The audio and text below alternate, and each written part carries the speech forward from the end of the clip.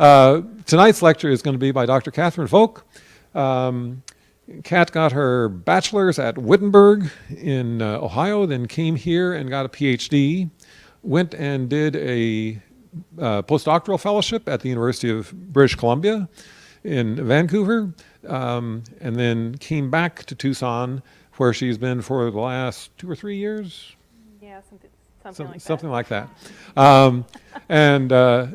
So she'll be talking tonight about whether there are, as she puts it, unseen planets lurking in the Kuiper belt. And this has been a topic that's been a really interesting one. The biggest national meeting of planetary scientists last week, there were all sorts of arguments about whether there are planets out there, how many there might be, all that sort of thing. Heated arguments. Heated arguments, yes. So without further ado, Kathryn Volk. All right, thanks, Tim.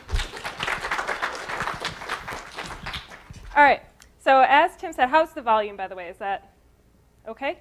All right, so I'm going to be talking about unseen planets, potentially, in the Kuiper belt. So here's the roadmap for the talk, though. We're going to quickly review, make sure everybody's familiar with the Kuiper belt, talk a little bit about how we actually detect things out there, because it's an important part of the story, and then talk about how complete or incomplete our inventory is for the solar system, and really set the stage for why we've been talking so much lately about whether there are unseen planets out there yet to be discovered. So first, quick tour. So our solar system has 2 kind of what we call debris disks or belts of small bodies. So are leftover things that didn't get made into larger planets. In the inner solar system, between Mars and Jupiter, we have the asteroid belt. And then out past Neptune's orbit, we have the Kuiper belt in the outer solar system. So just going to give a quick top-down view here at the Kuiper belt. So everything in white here is an observed Kuiper belt object. And we have Neptune, Uranus, Saturn, and Jupiter. And then the sun and all the terrestrial planets would be tiny circles just mucking up the plot, so I didn't put them in. And if we look on a kind of a side-on view, we see that there's some vertical structure here, which is going to play a role later on in the talk. But we can see there's quite a few dots out here, but not nearly as many as we have for the asteroid belt. And in the Kuiper belt, we have a couple different kinds of orbits. Now we have what we call the so-called classical belts. This is, again, a top-down view of the solar system, where the red circles here are things on low eccentricity, low inclination orbits that are kind of between 40 and 45 AU from the sun. 1 AU, of course, is the Earth-Sun distance. Neptune's at 30. We call those the classical Kuiper belt because that's kind of what was envisioned when the Kuiper belt was first proposed. But then, of course, there are higher eccentricity, scattering, and then there's a few other categories of scattering or extreme or detached Kuiper belt objects. If we just take out the classical ones for a moment, the scattering things get out to very large distances from the sun, but their close approach is still kind of in Neptune's neighborhood, where they can still have strong gravitational interactions, which is part of how they got scattered out. So that's kind of broadly speaking the 2 types of orbits we have out in the Kuiper belt. And if we now make this sort of plot for all of the known KBOs, as of a few months ago, we can see this bundle of these circular, roughly circular classical belt, and then all of these scattering and even some really extremely distant Kuiper belt objects that we will come back to later. So that's just the really brief overview of the Kuiper belt to give you some orientation. But now I want to talk about how did we actually discover all of these things out in the Kuiper belt? How do we know they're there and what kind of orbits they're on? So when we're looking for new solar system objects, what we're doing is we're scanning the night sky for anything that's moving against the background stars. So this is an animation showing a near-Earth asteroid discovery from Spacewatch, which is run here in this department. You can kind of see it. It's right here, moving right through there as we blink through the images. And then this other animation here is showing the planets Jupiter and Saturn over an 11-month span. So we're going to talk about some of the features of this motion. But first, just to understand, why things are actually moving against the background stars. So part of that motion is due to orbital motion around the sun. Everything that's in orbit in the solar system is moving. So, if you were a stationary observer, like here we're looking down on the solar system, we would see the planets moving. And all the asteroids here moving. I'm always really jealous of the asteroid people because they have so many more data points to work with than I do. So some features here that if you're really close to the sun, like Mercury here, you're orbiting faster at a higher velocity than when you're further away from the sun. So that's one thing to keep in mind that we're going to come back to. But of course, the other component of the motion is because we are observing on Earth, and of course the Earth is also orbiting the sun. So we're not just some stationary observer looking at the solar system. We're on a moving observing platform. So part of the motion we see for these solar system objects against the background stars is due to parallax in our motion. So here's an example. A lot of people have heard of planets being in retrograde. All that means is we're seeing a shift in the direction of motion as we are orbiting the sun. So here we've got the Earth's orbit here, we've got Mars, and this is tracking over time, these marked time positions, the motion of Mars on the sky as seen from the Earth. So when we're over here, we're catching up with Mars, but Mars is still moving in this direction. But because we are closer to the sun than Mars, we're going to go past Mars, and it's going to cause a backwards apparent motion of Mars as we're passing by. And then once we've passed Mars, Mars will keep going in the same direction. So that's what's illustrated here with real images for Jupiter and Saturn doing their little prograde motion, and then their retrograde loop, and then back to their prograde motion. So this is, of course, just parallax. So when we are looking at something and we're having our vantage point moving, it will appear to move against the background. So if we're really close to the thing we're observing and the Earth is moving, this parallax effect will be big. If it's really far away, the parallax effect will be small. The stars that are very, very distant from us don't appear to move to our eyes at all. So that's why they're kind of the stationary background stars, even though, of course, everything in the galaxy is in motion. But the things in the solar system being so much closer to us move pretty quickly due to both parallax and their inherent motion. So for nearby things, inner solar system things like near-Earth asteroids, main belt asteroids, they have fast proper motion because they're close to the sun and they're orbiting quickly. They also have large parallax motion because they're relatively close to the Earth because we are in the inner solar system. They're also brighter, so that's the third factor here. We're seeing these things in reflected sunlight. So the light has to go from the sun to the asteroid or the Kuiper belt object, reflect off, and come back to us on Earth. So this all factors into things in the inner solar system being pretty bright and bright enough to have been discovered quite a long time ago on photographic plates. So this is a plot showing the number of asteroids discovered over time. So the first asteroid here was Ceres in 1801. And it's not a very fast rate of discovery, but 1850s they must have started surveying more, taking more photographs. And it really starts to ramp up. So there are plenty of things. We're getting up to 1,000 asteroids, well over 1,000 asteroids discovered, in the era of just searching by photographic plates. And that's because they're reasonably bright. Because the way you had to find these things was using this device called a blink comparator, which is like a torture device in my mind, because it sounds awful. So you set the photographic plate behind these two, with the light sources behind them in these two places. You look through here, and you blink back and forth, blinking out one image in the next and trying to spot the difference to see the thing that moved. So you can imagine that only works for pretty bright things. Also, photographic plates can only image things that are reasonably bright because they're not as sensitive as the CCDs that we have now. But they did quite well with asteroids. But of course here, in the 90s, you just see this is a log scale. So the number of asteroid discoveries, of course, does shoot up when we get into the digital era. And we get into things like the computer helping us out by spotting the difference so that you don't have to sit at this. You can go online and Google blink comparator. And there's like a thing that will mimic it. It made me motion sick really fast. Ugh, I couldn't do that. But so this kind of a discovery by photographic plates doesn't work very well for distant objects in the outer solar system. There's a few things going against us. They're farther from the sun, so they have slower orbital velocities. So just by themselves, they're not moving very fast around the sun. They're much farther from us. So the effect of parallax as we are moving in our orbit is much smaller than for the asteroids. And they're also so far away that they're extremely faint compared to asteroids and other things that are nearby. Because you get penalized twice for the distance, because you have to have the light dropping off as it gets out to the Kuiper belt and dropping off as it comes back to the Earth. So it's really a different story.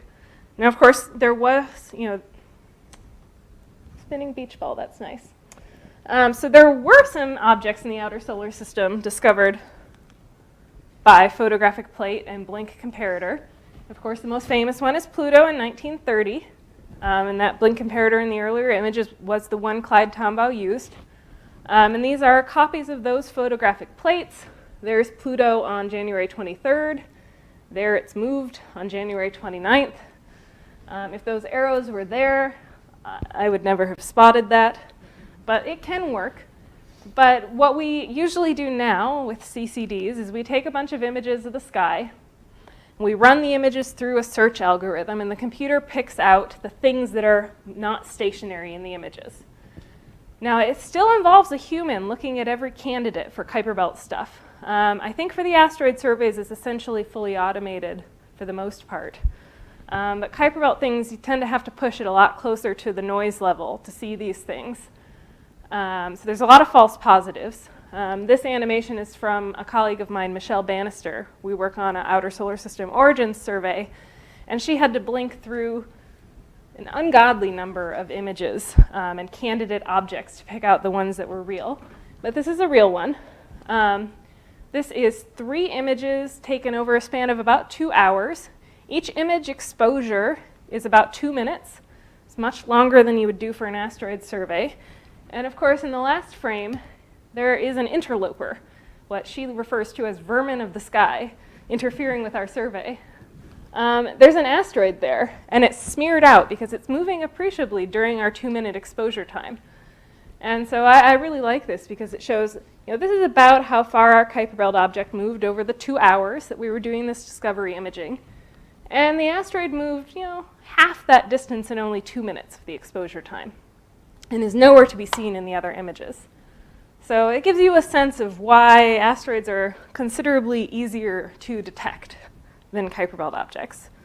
One other thing that you have to do with Kuiper belt objects and other outer solar system things is you have to spend more time tracking them to figure out what kind of orbit they're on. So it's not enough to just know that something's out there. We want to know what's its orbit, what part of the Kuiper belt is it a member of, and that requires really nailing down its position and velocity so that we can do an orbit fit. And that takes a lot of time in the Kuiper belt. And you have to do really precise measurements. So this is showing 1.5 years of motion for one of the objects in our survey. So it starts here and goes through 2 of these retrograde loops. We tend to do discovery imaging right in the middle of one of these retrograde loops because the motion is fastest then. And you can also get a sense of the distance really quickly. So if you just assume that it's not orbiting the sun at all, you can actually just assume all the motion is parallax, and you'll get within 25% of the correct distance to the sun. But it takes a lot more tracking to figure out, what's its exact semi-major axis, eccentricity, etc. So this contributes to the comparison here between asteroid belt and near-Earth asteroid discoveries over time versus Kuiper belt objects over time. So of course we had Pluto, and there was a very long time where there were arguments about, is Pluto by itself out there? In the 70s, there were discoveries of a few objects in the giant planet region that we call centaurs. And these are a transient population that come from the Kuiper belt into the giant planet region. But it wasn't until 1992 that we got our first confirmed Kuiper belt object that wasn't Pluto. And that basically was because that's when CCD imaging became good enough and computers really helped the search. And then, of course, there was a lot of interest after that first one, so the number of objects known kind of skyrocketed here for a little while, though it's, the discovery rate has not been, as large. It has these kind of 2 humps because there have been various survey efforts. In the 2000s, there was a deep ecliptic survey that discovered a bunch of things. And then out here are things like Canada-France Ecliptic Plane Survey and Pan-STARRS and other wider area surveys. but it still has nothing on the asteroid belt. And this is an out-of-date figure even, just because I couldn't find a nicer one. So there's something like 1,500 or 2,000 known Kuiper belt objects, depending on whether you want to throw out the ones that we know so little about other than that they're there. Because there's a bunch of objects that were detected, and then their orbits were never fit accurately, and we lost them over time, and we have no idea what kind of objects they are. So just for comparison, that's about where we were in the asteroid belt, like 100 years ago in terms of number of known objects. And that's going to be key to our next discussion. So what kind of completeness are we looking at in terms of our outer solar system knowledge? And it's kind of a sad comparison with the inner solar system. So for asteroids, both near Earth and main belt, I think we've essentially probably observed all of the 10-kilometer ones. I don't know the exact completeness rate. For near-Earth asteroids, the estimate is we know 90% of the things that are about a kilometer. So that's pretty good. We have a very good inventory, and we know essentially all of the big ones. For comparison, the smallest ever imaged Kuiper belt object is 30 kilometers across. And that's actually MU69, the second New Horizons flyby target. And the only reason we detected that is because we spent quite a bit of Hubble time searching for it. Because when you have a spacecraft in the outer solar system and nowhere to send it, because we didn't know of any objects that were within the delta V, you can convince the Hubble Time Allocation Committee that it's a good idea to look for new objects. So that's the smallest one we've ever detected. For a more typical ground-based survey, you're looking at 50 to 100 kilometers is a more typical newly observed object that is considered faint for the survey. And we're still discovering plenty of dwarf planets in the Kuiper belt population. I think there were 2 or 3 just this year, things that are probably 500, 600, 700 kilometers across. So we are not really approaching anything complete for these smaller populations. In fact, I think the only thing we can say definitively about the outer solar system census is that there are no gas giants out there. We can say that, which that's a good data point, and that comes from the WISE survey. So this was a satellite that did an infrared all-sky survey. So when you have things big enough, like Jupiter and Saturn, they have enough internal heat left over from their formation that they give off a significant amount of infrared radiation. So you don't have to rely on the reflected sunlight like we do for the Kuiper belt objects. So they did an all-sky survey, and they looked through it for solar system objects. And they decided that within 10,000, 20,000 AU, there are no Jupiters or Saturns lurking out there. So at least we have one complete statement. There are no Jupiters or Saturns in the outer solar system. But that's really about the only thing we can say with certainty. Because if we kind of look at the more, the ground-based surveys that are looking in reflected light, this is a map. So this is showing the sky in a projection. This line here is the ecliptic plane, so the plane of the solar system. This is the galactic plane, the plane of the Milky Way. And things that are orange and yellow are areas of the sky that we have searched to reasonably faint magnitudes for moving objects in the outer solar system. Where reasonably faint is something like 24th visual magnitude. You can see that there aren't that many yellow and orange spots on the map. Many more of them are kind of in the red and pink. That's something like we have searched reasonably well to 20th or 21st visual magnitude. And then purple is like 17th magnitude. So we really haven't done a great job in the southern sky here. And then there are whole areas of the sky that we've been avoiding, which I will come back to later. But there's a lot of gaps here, and we haven't searched the whole sky to nearly deep enough to be sure that there aren't even things, Neptune-sized in the outer solar system. We can say for sure that they're probably not lurking in these yellow fields, but there's a lot left to be done. So now I'm going to get to the evidence that's been in the news a lot lately about potential planets in the outer solar system. Although, disclaimer here, because someone already said it on Twitter, they wouldn't be planets under the IAU definition because there's Kuiper belt objects all over the place, so anything that's discovered out here would be a planetary mass object because it hadn't cleared its orbit of stuff. So disclaimer, I'm going to say planet. I don't really care, but it wouldn't probably technically be a planet. But so I'm going to be talking about two different things, and they both touch on some research that's been done here at U of A. So first I'm going to talk a little bit about this planet 9 that's been proposed, this big 10 Earth mass planet. And then I'm going to talk about a more modest planet in the outer solar system that is a result of some research I did with Renu Malhotra here. But first, we'll address planet 9. So when we looked at these plots earlier showing the orbits of all the known Kuiper belt objects, you might have noticed that it doesn't look totally uniformly distributed in space. There's maybe some clustering going on. And some of this clustering was actually first noticed in 2014. Some researchers who were doing some Kuiper belt surveys were plotting up their data, as we like to do, and they were plotting them up in orbital elements. So this is the easy one to understand. Just average distance from the sun and closest approach to the sun. And these things in the corner are kind of classical Kuiper belt objects, nearby scattering objects. These things out here kind of got nicknamed extreme Kuiper belt objects because they're really far from the sun on average, and they don't really approach that close to the planets. They don't strongly interact with the planets under the current configuration.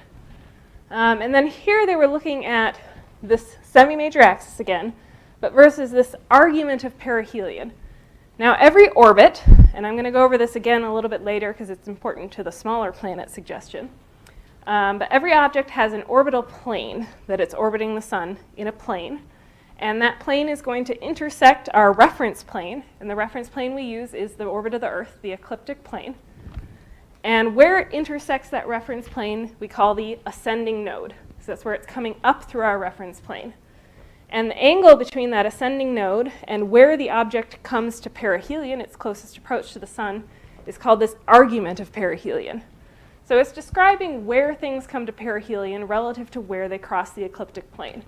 And so Scott Shepard and Chad Trujillo noticed this weird thing where you would expect this angle to be random between -180, +180, but it didn't appear random in the data. So they noted this in 2014 and said, maybe there's some monster planet out there that's sculpting these things gravitationally because this is odd and it's not easily explained by observational biases. And that got some attention, but it really got a lot more attention in 2016 when Mike Brown and Konstantin Badigan at Caltech noticed another thing about these same objects. These extreme Kuiper belt objects not only shared this argument of perihelion, but their orbits were actually clustered in space. So this is a top-down view of these extreme objects, and these arrows are showing where the things are at perihelion. So when in the orbit the object's at perihelion, there's an arrow pointing out. And as you can see, the arrows are all pointing kind of in one quadrant. And that's also a little bit odd, because you would expect these things to be somewhat randomly distributed if there wasn't something else going on. So they proposed, they kind of extended this idea of a planet in the outer solar system and said, you know, what could actually cause these orbits to align like that? And they figured out that if you put a 10 Earth mass planet, you know, 600-700 AU on average from the sun, on an inclined orbit, because these orbits were also kind of aligned in terms of their orbital planes, the net gravitational effect of this extra planet, in combination with the known planets in the solar system, could cluster these orbits in such a way that it would explain the observations. So it's a neat story. Worked reasonably well. But of course, it gets more complicated with more data. There have been discoveries since that initial paper. And the clustering is starting to look slightly less clustery. So this is the current state as of like last week. A few of these objects are relatively new. And you can see they're not all on one side anymore. There's some spread out, and the dynamic story could be complicated. You could have other things, you know, you could still have a planet and have this be the outcome, but it's not quite as strong an effect. You wouldn't necessarily look at this and say, huh, that needs an explanation, but it still could be consistent. Some of these new objects also, so this is, you know, I've plotted them in 3-dimension orbits, and we're just rotating our perspective. And so this was this initial clustering where they all kind of, their orbital planes were also aligned, which would also possibly need an explanation. but some of the new objects are not quite as aligned. So the story's a little more complicated than that. And then, of course, there is this issue of incompleteness in the data set. So there are observational biases, and in fact, the apparent clustering could just be biases. I'm part of this Outer Solar System Origin Survey. We discovered 5 of these objects that had similar orbits, and we did an analysis because they looked clustered. But we said, what if they were just randomly distributed? What would we have seen because of where we looked in the sky? And the answer is we would see exactly what we saw. So it's perfectly consistent with a random intrinsic distribution and the clustering just being an effect of where we looked. Hard to say that for the other surveys because not every survey characterizes their detection efficiencies very well. So it's actually really hard to take this whole data sample and back that back out. This was the source of much of the heated debate at the meeting the other week. The survey I'm part of is led by Canadians. They were a little more polite, I think, in the arguing. But strongly held opinions on both sides of this. So your mileage may vary depending on who you ask about whether the clustering is significant. But there are some other hints that maybe would be a good line of evidence for a possible large planet like this Planet 9. One thing that Renu Malhotra in this department noticed when she was looking at these extreme Kuiper belt objects is that their orbital periods appeared to be related to each other. Because they were nice integer ratios when you divided their orbital periods by each other. And that wouldn't make any sense for them to have an effect on each other gravitationally, because these are small objects. But what would make sense is if there was a planet out there that they are all in an orbital resonance with. So their periods are not related to each other, but they're all related to the planet, and therefore they appear to be related to each other. And just a reminder of what an orbital resonance is. Pluto's in an orbital resonance with Neptune. It's in the 3-to-2 resonance, which means that for every 3 times Neptune goes around the sun, Pluto orbits exactly twice. And what that looks like if you were to be sitting on looking down and riding the carousel with Neptune is that Pluto is going to come to perihelion once over here, go around once over here, and back. And this is a resonance in the physics sense where there's a restoring force, kind of like a pendulum, where Pluto wanders a little bit out of the resonant configuration but then gets tugged back in. And there's lots of objects in the Kuiper belt that are in resonance with Neptune like this. So it would be perfectly reasonable if there was another large planet out in the outer solar system for some of these extreme objects to be in resonance with that planet. And in fact, that's an active area of research amongst many groups right now, because if you can identify what resonances they're likely to be in, because there's this geometry relationship between where the objects have their closest approach to the sun and where the planet is, you can use these resonant configurations to nail down where you should be looking for this object. So you could plot reasonable sky maps to say, these black areas are areas where the resonant geometry would be all wrong, so the planet shouldn't be there. So there's lots of people looking into this. But it's kind of a tricky problem because technically there's an infinite number of possible resonances. And the orbits of the extreme Kuiper belt objects are not super well known, so their orbital periods are fairly uncertain. But active area of research. One other thing that Planet 9 could explain is the tilt of the sun's spin axis relative to the orbits of the planets. So if we looked at kind of this darker line here as the average orbital plane of all the planets in the solar system, you would expect the sun's spin axis to be exactly 90 degrees relative to that plane. But it's actually something like 7 degrees away from that perfect orientation. And so that's kind of been a mystery for a while. And if you stuck a 10 Earth mass planet at 600 AU, it could tilt the planets relative to the sun's spin axis nicely to explain this. So not really evidence for the planet, but it would be a neat part of the story. So there's, lots of these little things that might be pointing toward this 10 Earth mass planet. My opinion is maybe it's there. I don't think any of the evidence is so solid that I would put money on it. But it's well worth investigating because it would be really cool. The 10 Earth mass is kind of special. That's a very popular mass for extrasolar planets. And we don't really know what kind of planet that would be. We have, 15 and 20 Earth mass planets in our solar system. Those are the ice giants. But we don't really know what a super Earth would look like, so it'd be really awesome to find one, and I really hope it's there. But again, Mike Brown is convinced he's going to find it this year. He said that last year too. I hope he does. He's actively looking, and Scott and Chad are also actively looking. So there's 2 groups right now surveying for this planet, and we will just have to wait and see. They're using lots of techniques looking at the dynamics of these extreme Kuiper belt objects to narrow down where in the sky they should be looking, and I wish them luck. So now let's talk about this more modest-sized planet. So this is work that I did with Renu this past year that was recently published. And this has to do with affecting the orbital planes of the more nearby Kuiper belt objects. So if we go back to this side-on view of the Kuiper belt, we see that there's this vertical structure. So these are all instantaneous positions of objects, but they're all on orbits, and those orbits have some tilt relative to the rest of the planets in the solar system. And their average tilt, if you just took this snapshot and said, what is the average plane they're all in? That's set by the mass distribution in the solar system. You have to get a little bit into some physics here of why that is. So if we look at how the planets behave, I think it's a little bit easier to understand. So what we do in this sense to understand how the orbital planes evolve over time is we spread the planets out in their orbits and pretend that they're rings of mass. Because we don't care where they are in their orbits, we care about how their orbits tilt is evolving over time. So we spread the planets out into these rings of mass, and we look at how those rings of mass gravitationally interact with each other.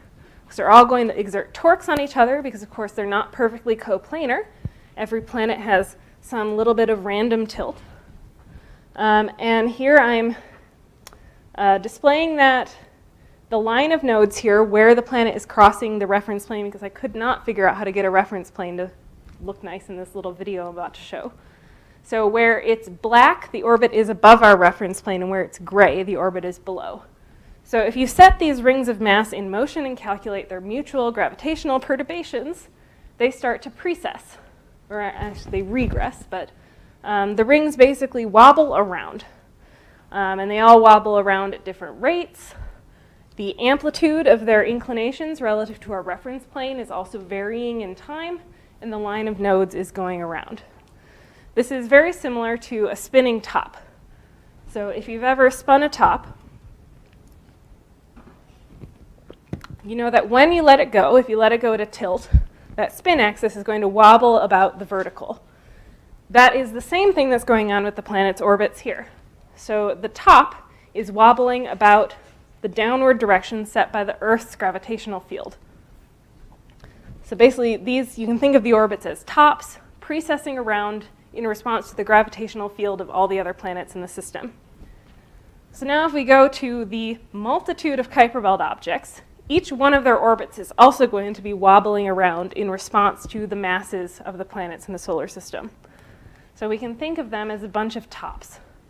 Now, the tilt relative to the reference plane is just set by how you dropped the top down. So some things are going to be wildly tilted, some things are not going to be tilted very much. But once you set them going, if you took a snapshot and took the average amount of tilt, the average should be the vertical, the Earth's gravitational field. So the same thing should work in the outer solar system. If we take an average snapshot of all of their orbital planes, we should be able to figure out what's the direction they're precessing around. Now, I'm not going to go into the complications of the fact that all these observational biases and incompleteness means we can't actually just do the simple averaging problem. There was a workaround, basically a trick that Mike Brown actually thought of 10 years ago of getting at the same answer but using a different set of information that's not as biased. But this is the concept that we're going for. And the reason this is interesting to look at in the data is because we know from the mass distribution of the known planets how tilted that reference direction should be. So if we look from about 34 AU out to 150 AU, this is the inclination of the plane that the orbits should be precessing around if we've accounted for all the mass in the solar system. And it changes with distance because you're a different distance away from the masses in the solar system. And you get funky features like this because there are resonances in the system, just like there were mean motion resonances between orbital periods. You can get resonances here. The rate that you're precessing around is almost exactly the same as Neptune's orbital precession rate, and that causes a resonant feedback. So you can get features like that. But this is a well understood problem. This was worked out a long time ago, how to calculate this. So we know what the answer should be, but what does the data actually tell us? So this is the measured mean plane, these purple dots, for the Kuiper belt. And this is the number of objects that went into it. So we couldn't use all of the known Kuiper belt objects for this calculation. We could only use a subset of them because we wanted to bin in distance. So we had to have things where we actually know the distance reasonably well, which is a surprisingly small number of Kuiper belt objects. There have been a lot of poorly observed objects. And then we also can't have things that are in mean motion resonances with Neptune because it violates some of the assumptions that went into calculating the predicted plane. So we were left with just non-resonant things, which are these green dots over here.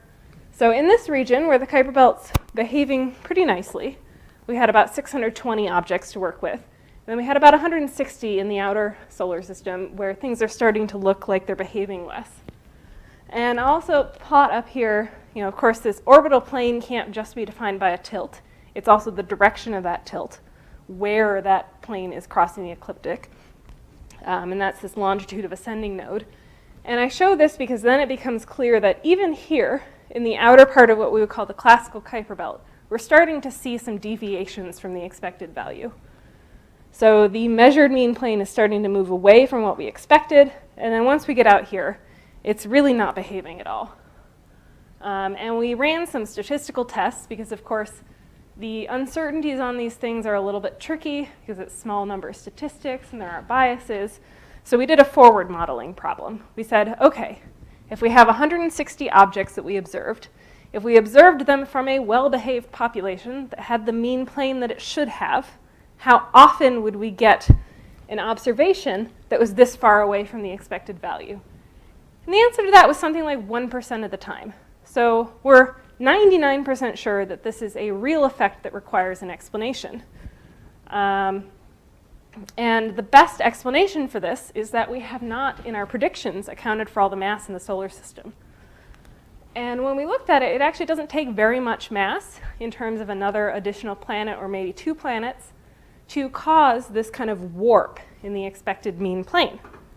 So if you stuck even something, a Mars mass or a little bit smaller, instead of having this nice flat predicted inclination in the outer solar system, you get this big jump where you would be causing some localized region of Kuiper belt objects to precess around a highly inclined plane. So Raynu did some really clever calculations and figured out a nice equation that we could plot for how big a planet you need to cause a given size warp. So this is, and of course the mass of the planet depends on where you put the planet. If you put the planet really far away from these Kuiper belt objects, which were mostly concentrated in the 50 to 80 AU range, so if you put the planet way out here at 120 AU, you need a pretty big mass to get a warp where we saw it. So you'd need an Earth mass out at 100, 120 AU to cause a warp in where we had most of our data. But if you come into 80 AU, you could cause a warp with something 1/10 as large as the Earth, which is roughly a Mars mass. So the data quality is not great, so we can't pin down exactly what mass or semi-major axis or inclination is needed for this planet, but it's in a plausible range and it would be pretty sizable. So I think this is really promising. It would be helpful if we had more than 160 Kuiper belt objects to do this calculation with. The answer is always we need more data. But what's really great is because people are searching for Planet 9, this, even though it's a lot smaller than that 10 Earth mass planet that's been proposed, is a lot closer. So it would actually be brighter than Planet 9 if Planet 9 is real. So all those people searching for Planet 9 could find this too. So it's great, multi-purpose. Maybe they'll find my planet too. So what do we expect to find as we continue going forward and doing these searches and looking for more evidence? The first point is that there's still plenty of sky left to search for large objects in the outer solar system. I noted the gaps earlier. I do want to talk a little bit now about this black area of the galactic plane. Because you notice even quite close to the ecliptic, there are some areas that are basically no man's land for moving object searches. And that's because when you look into the plane of the Milky Way, there's all these pesky stars in the way. So this is an actual image. So Pluto is actually pretty close to the galactic plane right now. This little tiny yellow spot right there is the New Horizons flyby search field that they had to use Hubble for. And one of the reasons they had to use Hubble is because they had to search in the galactic plane. And when you image the galactic plane from the ground, it's just a sea of stars. And when you're imaging things from the ground, the point spread function on those stars isn't awesome because you have the atmosphere and other things making them kind of fuzz out. And then your close-up images look like this.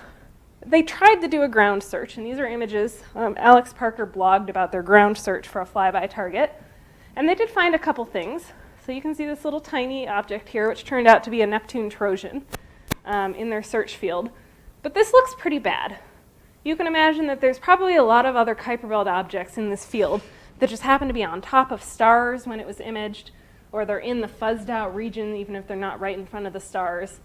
And it's a nightmare for the computer algorithms, because one of the common false positives that you get in your moving object search are kind of speckles like this, where you've got some sort of diffraction effect from the star, and it looks brighter for a moment, and sometimes that diffraction effect moves in the images, so the pipeline thinks it's a Kuiper belt object, even though it isn't. There's just a lot more manual effort when you have to actually do this in the galactic plane. So since we have not yet gotten to the stage of all-sky surveys, when you ask for telescope time to do a limited area survey, you might as well not look in the worst part of the sky. Now, one thing that is going to be a game changer for Kuiper belt science that is starting up reasonably soon is LSST. So this is the Large Synoptic Survey Telescope, and they're going to be imaging most of the southern sky. And there's still some arguments about how effective it's going to be, exactly how many objects it's going to get. But this is kind of the search area, and I picked a color based on about how deep they think they're going to go to compare to our current map. So after LSST has been in operation for a couple years, so probably mid-2020s, this map will then look like this, where almost all of this region has been imaged to 24.5 magnitude is kind of their target for Kuiper belt detections. And they estimate something like 10,000 to 40,000 new Kuiper belt objects from the LSST search fields. So we have like 1,500 with good orbits now. So it's going to be a huge boost to the Kuiper belt community. And of course, it's going to 24.5. So if there are really big, bright things out there in these parts of the fields, LSST will find it. And they're going to be revisiting these areas in the sky on a regular basis over years. So even things that are really distant and therefore moving very slowly. So maybe you don't see the motion in one night. Maybe you don't even see the motion in a week. But you can go back and look and say, oh, on the course of a month, it actually is moving. So that's going to be huge. Of course, it's not going to be the whole sky, but there are lots of things like the Planet 9 search going on in the northern hemisphere. And the northern hemisphere is the one we've searched better anyway. So that's going to be a huge game changer, both for large objects and on the chance that there are large objects not in the LSST fields. Instead of having 160 things to work with, should have thousands and thousands in the distant Kuiper belt to work with. So if these gravitational effects that we think we're seeing are real, they should stand out so much better in the LSST data. There's a lot of also people going through archival data. So of course, not every image of the night sky is taken for the purposes of looking for solar system stuff. There's people doing all sorts of other outside of the solar system astronomy. And their images often go into public archives. And you can look through them if you really want to dig through all the data, and people are. Because, like I said, Planet 9 and this Earth mass planet or Mars mass planet are all reasonably bright. So they've probably been imaged if they're out there. It's just we didn't note them as moving objects. So maybe they'll get pulled out of the archival data. But I know that it's going to be really exciting, And I would be super surprised if we don't get some like seriously planetary mass objects out there, because there's so much space left to be surveyed in the outer solar system. So thank you.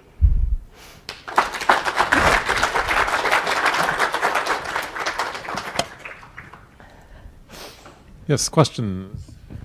Wait for the microphone because we do these. The first one is what happened in '62 with the asteroids? Oh, Tim? So there was a spike in A 1962? very big spike. Let's pull that up. Palomar something survey. I don't know my asteroid history as well. Which one? Let's see. Probably the pulsar. Yeah, there was an asteroid Ah.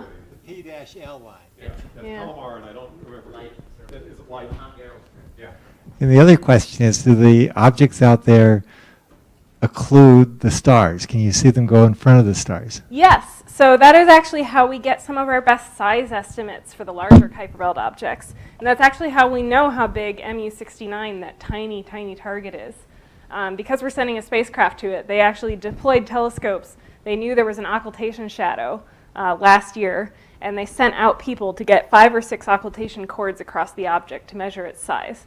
So known objects, we are always on the lookout for when we know an object is going to go in front of a star, because then we can actually directly measure its size by timing how long it blocks out the star. There are also some surveys, which I should have mentioned, trying to count the number of tiny, like 1 kilometer Kuiper Belt objects. Now, we will never directly observe a 1 kilometer Kuiper Belt object. They're too faint for reflected light to be a reasonable detection mechanism. But what you can do is you can stare at a patch of stars and hope that one happens to occult a star. And you can count how often that happens. You don't learn anything about the object other than its distance and its size. You'll never know its orbit. But you can still figure out that it's part of the Kuiper Belt. There have been no 100% accepted occultations of tiny Kuiper Belt objects. There's been a couple reported ones that are highly questioned. Again, that will be a source of heated debate in the community. But there's TAUS survey going on. They're building telescopes in Hawaii right now. They did a preliminary survey, stared at stars for a very long time, didn't see any occultations. They've placed some upper limits on how many 1 kilometer objects there are. But they're going to be up and running in a year or two, I think. And within 5 years or something, they should actually observe an event. And having even one event would be a huge improvement on our knowledge of how many really small Kuiper Belt objects there are. So that is our best chance of constraining, the 1 kilometer size things. Other questions? Oh, phew. What is out there that could possibly build a very large planet? That is an excellent question. So if there's a 10 Earth mass or even an Earth mass planet out there, how was there enough stuff to build it? And the answer to that is I don't know. It probably didn't get built out there. It probably got put out there. But it turns out for this Planet 9 in particular, people have been looking into, we think that it's possible we had an extra ice giant in the inner solar system when our ice giants and gas giants were forming that we kind of booted out of the solar system. So people have looked at, could that have landed on an orbit in the outer solar system? It's a very low probability event. There are probably also free-floating really large planets that got kicked out of other solar systems, but capturing them is a low probability event. So it's possible that it's been either captured from another solar system or booted out from our inner solar system. Hard to say if those are really likely. In terms of like a Mars or an Earth mass thing, that's a little bit easier maybe to form. Kind of in the proto-Kuiper Belt, we think there were many tens of Earth masses of material in the primordial Kuiper Belt, and it has since been eroded away.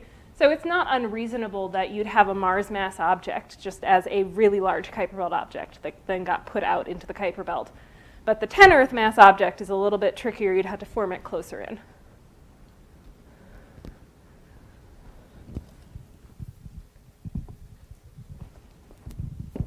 Just kidding. Excuse me. Would it be possible if there was like an aggregate of a lot of smaller Kuiper Belt objects that were in a small enough area that they would behave as if they were a more massive object for this purpose? So people have looked at it, so kind of a self-gravity effect, where maybe if they're gravitationally affecting each other, they could kind of align themselves. So it'd be extremely unlikely to have kind of a cloud of Kuiper belt objects orbiting the sun. But one thing we often do neglect is the effect of self-gravity. But estimates are that you'd need quite a bit more mass in Kuiper belt objects for that to be an important effect. So maybe that's something that went on in the early solar system, but it's not super likely to be important now. Although I will say our mass estimates for how much stuff there is in the Kuiper belt for the very distant part is very uncertain because the observational biases are very bad against observing small things. So, I can't totally rule out that self-gravity and effects like that are important, but they're probably not a driver here.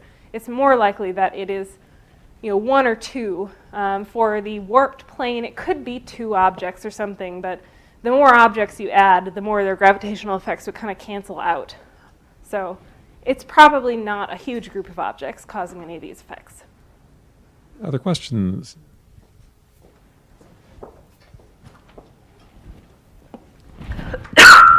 Sorry. So how close are we getting to observing anything in the Oort cloud? Oh. So people think maybe occultations could work for observing Oort cloud objects.